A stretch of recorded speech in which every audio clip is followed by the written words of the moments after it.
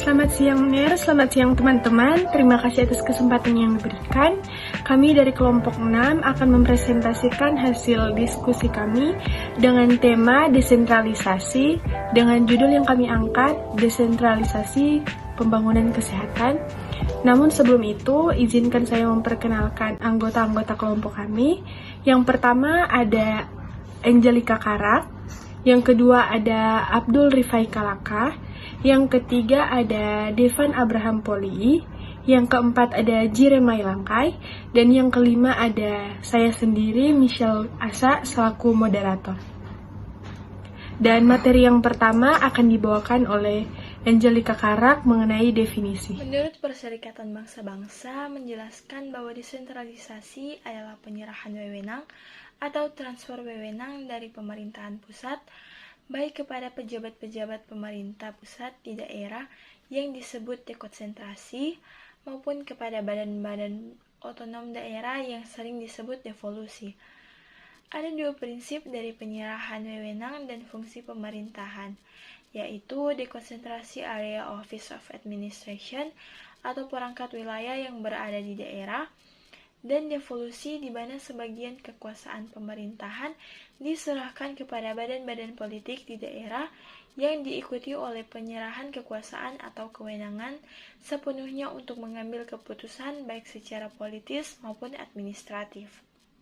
Menurut Tresna, desentralisasi dapat dibedakan menjadi dua, yaitu desentralisasi jabatan adalah pemberian atau pemasrahan kekuasaan dari atas ke bawah dalam rangka kepegawaian, guna kelancaran pekerjaan semata-mata. Desentralisasi ketatanegaraan merupakan pemberian kekuasaan untuk mengatur bagi daerah di dalam lingkungannya guna untuk mewujudkan asas demokrasi dalam pemerintahan negara. Desentralisasi ketatanegaraan ini dibagi menjadi desentralisasi teritorial dan desentralisasi fungsional. Menurut Kusuma Atmaja, desentralisasi adalah sistem untuk mewujudkan demokrasi yang memberikan kesempatan kepada rakyat untuk ikut serta dalam penyelenggaraan pemerintahan dan pembangunan. Desentralisasi menurutnya dapat dibedakan menjadi dekonsentrasi dan desentralisasi ketatanegaraan atau desentralisasi politik, yaitu pelimpahan kekuasaan perundang-undangan dan pemerintahan kepada daerah-daerah otonom di dalam lingkungannya. Menurut Undang-Undang Nomor 5 Tahun 1974 tentang desentralisasi adalah penyerahan urusan pemerintah dari pemerintah atau daerah tingkat atasnya kepada daerah menjadi urusan rumah tangganya. Sedangkan menurut Undang-Undang Nomor 22 Tahun 1999 tentang pemerintah daerah, desentralisasi adalah penyerahan wewenang pemerintah oleh pemerintah kepada daerah otonom dalam kerangka Negara Kesatuan Republik Indonesia. Sistem desentralisasi pembangunan kesehatan. Sistem desentralisasi dalam pembangunan kesehatan memberi kewenangan bagi daerah untuk menentukan sendiri program serta pengalokasian dana pembangunan kesehatan di daerahnya. Desentralisasi kesehatan di Indonesia secara lebih jelas dilaksanakan setelah dikeluarkannya Undang-Undang Nomor 20 Tahun 1999, Peraturan Pemerintah Nomor 5 Tahun 2000, serta Surat Edaran Menkes Nomor 1017. Undang-Undang Nomor 22 Tahun 1999 Pasal 1 Ayat H menyebutkan otonomi daerah adalah kewenangan daerah otonom untuk mengatur dan mengurus kepentingan masyarakat setempat, termasuk bidang kesehatan. Menurut Prakarsa sendiri, berdasarkan aspirasi masyarakat sesuai dengan peraturan perundang-undangan yang berlaku. Dalam bidang kesehatan, keterlibatan desentralisasi pembangunan kesehatan antara lain adalah sebagai berikut. Terwujudnya pembangunan kesehatan yang demokratis yang berdasarkan atas aspirasi masyarakat. Yang kedua, pemerataan pembangunan dan pelayanan kesehatan. Ketiga, optimalisasi potensi pembangunan kesehatan di daerah yang selama ini belum tergarap. Keempat, memacu sikap inisiatif dan kreatif aparatur pemerintah daerah yang selama ini hanya mengacu pada petunjuk atasan.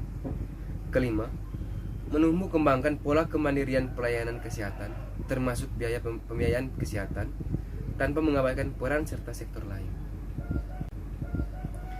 Kebijakan desentralisasi pembangunan kesehatan dimaksudkan untuk peningkatan derajat kesehatan masyarakat secara merata di seluruh Indonesia.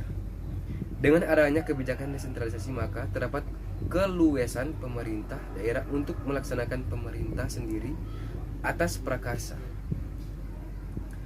kreativitas, dan peran serta masyarakat dalam mengembangkan dan memajukan kesehatan di daerahnya. Implikasi dari kebijakan tersebut adalah daerah kabupaten atau kota, pemerintah, DPRD, dan masyarakat harus merencanakan dan merumuskan sendiri program pembangunan kesehatan di daerahnya tanpa harus menunggu kebijakan dari atas. Beberapa upaya yang dapat dilakukan oleh pemerintah daerah atau dinas kesehatan kabupaten atau kota untuk meningkatkan kesiapan daerah dalam menghadapi dan melaksanakan desentralisasi di pembangunan kesehatan antara lain adalah menata ulang struktur organisasi dinas kesehatan, menetapkan sistem kesehatan daerah, merencanakan dan menyusun program pembangunan secara bottom up, menumbuhkan mental proaktif pada aparatur pemerintah, mengembangkan sistem informasi kesehatan, menjalin kerjasama dengan lembaga-lembaga ilmiah dan pendidikan kesehatan, mengembangkan model promosi kesehatan daerah, menjalin kerjasama dengan lembaga-lembaga ilmiah dan pendidikan kesehatan, meningkatkan kerjasama lintas sektor, membentuk kawanan kerjasama antar kabupaten atau kota, meningkatkan keterlibatan masyarakat, dan mengembangkan model pembiayaan kesehatan. Selain itu, DPRD, kabupaten atau kota harus mengawasi poin dalam desentralisasi kesehatan. Yang pertama, meningkatkan pengambilan keputusan. Yang kedua, membangun kesehatan lebih sesuai dengan lokal spesifik. Ketiga, potensi masyarakat lebih diberdayakan. Keempat, derajat kesehatan meningkat. Kelima, Human Development Index Indonesia meningkat. Dan peran serta masyarakat dalam mendukung kebijakan desentralisasi pembangunan kesehatan. 1. Makna substansial dari desentralisasi kesehatan adalah peran serta masyarakat, maka adanya kebijakan desentralisasi akan memberi ruang dan waktu bagi masyarakat untuk mengemukakan pendapat dan mengajukan usul berkenaan dengan pembangunan kesehatan di daerah. 2. Masyarakat berhak dimintai pendapatnya mengenai apa yang terbaik bagi mereka dan apa yang mereka butuhkan. 3. Organisasi sosial kemasyarakatan, lembaga adat, tokoh masyarakat, dan lembaga swadaya masyarakat harus secara bersama-sama dan bahu-membahu dengan pemerintah menjalankan pembangunan kesehatan di daerahnya. 4. Agar masyarakat dapat berperan dengan baik, pemerintah harus memberi akses yang sebesar-besarnya kepada masyarakat tentang kebijakan yang dilakukan sehingga masyarakat merasa turut memiliki pembangunan dan diakui keberadaannya. 5. Selain itu masyarakat dapat berperan sebagai pengawas jalannya pembangunan kesehatan. Paradigma lama. Pertama, program dan kebijakan yang top down. Kedua, mentalitas terima. Ketiga, menimba bobotkan potensi lokal. Keempat, pembangunan kesehatan berbasis pemerintahan. Kelima, sistem purnabayar pelayanan kesehatan. Keenam, pembangunan kesehatan sektoral menjadi paradigma baru. Pertama, program dan kebijakan yang bottom up. Kedua, mentalitas proaktif. Ketiga, pemberdayaan sumber daya lokal. Keempat, pembangunan kesehatan berbasis masyarakat. Kelima, sistem prabayar pelayanan kesehatan dan pembangunan kesehatan multisektor. Dampak dari desentralisasi pembangunan kesehatan ada dua, yaitu dampak negatif dan dampak positif. Dalam dampak positif, yang pertama, terwujud pembangunan kesehatan yang demokratis yang berdasarkan atas aspirasi masyarakat. Yang kedua, pemerataan pembangunan dan pelayanan kesehatan. Yang ketiga, optimalisasi potensi pembangunan kesehatan di daerah yang selama ini belum tergarap. Yang keempat, memacu sikap inisiatif kreatif aparatur pemerintah daerah yang selama ini hanya mengacu pada putusan atasan. Yang kelima, menumbuh kembangkan pola kemandirian pelayanan kesehatan atau dalam hal ini termasuk pembiayaan kesehatan tanpa mengabaikan peran serta sektor lain.